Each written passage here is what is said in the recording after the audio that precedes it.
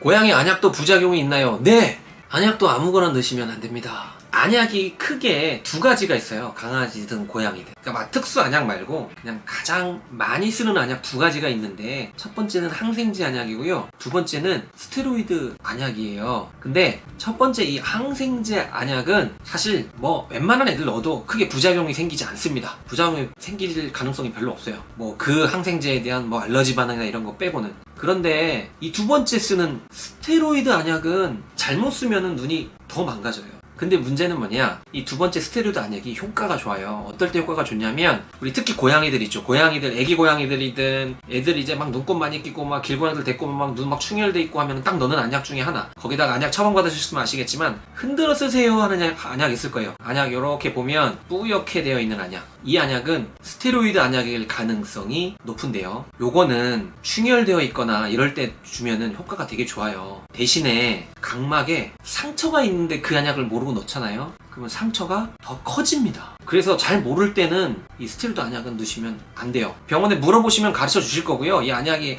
항생제 안약이에요? 아니면 스테로이드 안약이에요? 물어보시는 게 가장 확실합니다. 네, 오큐라시는 항생제 안약이라서, 항생제 안약은 눈이 좀 안 좋다 라고 할 때 일단 넣어주실 수는 있어요. 근데 효과가 없을 수는 있겠지만 특별한 부작용은 잘 생기진 않아요. 악갱이 눈이 계란후라이처럼 되었다고 하네요. 그 애기 고양이 중에서 한 마리가 계란후라이처럼 되었다, 튀어나올 것처럼 부었어요. 이거는 그냥 안약으로 안 될 가능성도 있을 것 같아요. 눈 자체에 문제가 있을 수도 있을 것 같습니다.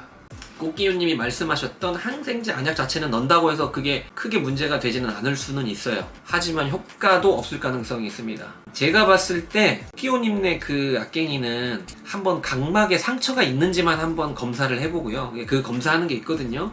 각막을 이렇게 염색하는 걸 이렇게 놓으면 각막에 약한 상처가 있으면 거기에 염색이 싹 돼가지고 각막에 상처가 있다 없다가 판단이 돼요.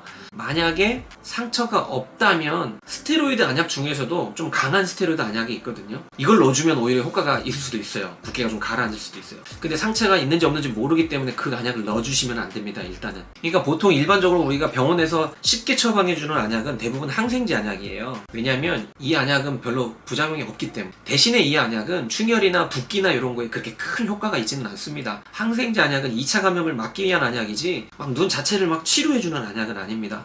꽃기호님은 애기가 태어났는데 거의 처음부터 눈병이, 그러니까 태어났을 때부터 그랬다면은 이건 선천적인 눈에 문제가 있을 가능성도 있어요. 그렇다면은 그건 안약으로 안 될 가능성도 있습니다. 한번 봐야겠죠. 그렇다면. 아기들이 많아서 그런가 이것들이 젖 먹을 때 서로 먹으려고 서로 얼굴 막 패던데. 꽃기호님 그 애기들 중에서 눈이 그 안 좋은 애가 그 아이 하나이만 그래요? 아니면 좀 여러 마리가 그렇습니까? 그 아이 하나만 그래요? 그러면은 선천적인 문제가 있을 가능성이 있을 것 같아요.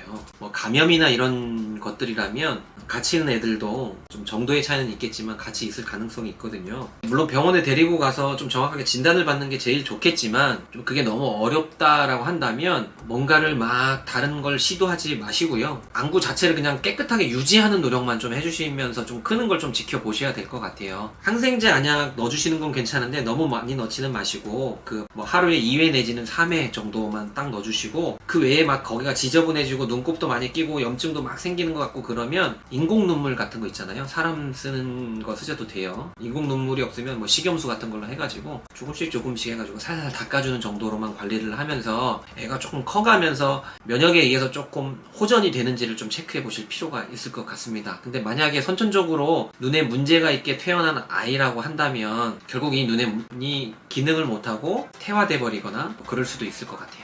도토님, 체리아이는 수술하는 게 맞습니다. 근데 체리아이가 있다고 해서 무조건 수술하는 건 아니고요. 체리아이가 뭔지는 아세요? 체리아이는 제3안검 비대증이라 그래서 이렇게 눈꺼풀이 왜 우리 위에 눈꺼풀, 아래 눈꺼풀 이렇게 있잖아요. 위에 있는 걸 상안검, 아래에 있는 걸 하안검. 근데 강아지나 고양이는 요 눈 안쪽에 안검이 하나가 더 있는데 요걸 삼안검이라 그래요. 우리 고양이나 강아지들 보면 눈 이렇게 개심치레 떠 있을 때 있잖아요. 그때 이렇게 덮이는 게 삼안검이라고 하는데, 그 삼안검을 이렇게 당겨보면 그 안에 삼안검 샘이라고 하는 샘 조직이 있는데요. 그 아이가 염증이 생겨가지고 이렇게 눈 밖으로 이렇게 볼록 튀어나오는데, 그 튀어나온 모양이 꼭 체리 같다. 그래서 체리 아이라는 별명이 생긴 겁니다. 근데 체리 아이가 생기면 무조건 수술을 바로 하는 건 아니고, 일단 첫 번째는 안약으로 적응해 볼 수 있습니다. 마찬가지로 이때 쓰는 안약도 스테로이드 안약을 씁니다. 이제 스테로이드 안약의 효과가 부어있는 조직을 붓기를 가라앉혀주고 염증을 가라앉혀주는 역할을 하기 때문에 스테로이드 안약을 넣어서 사망검이 그런 붓기가 가라앉아서 쏙 들어가거든요.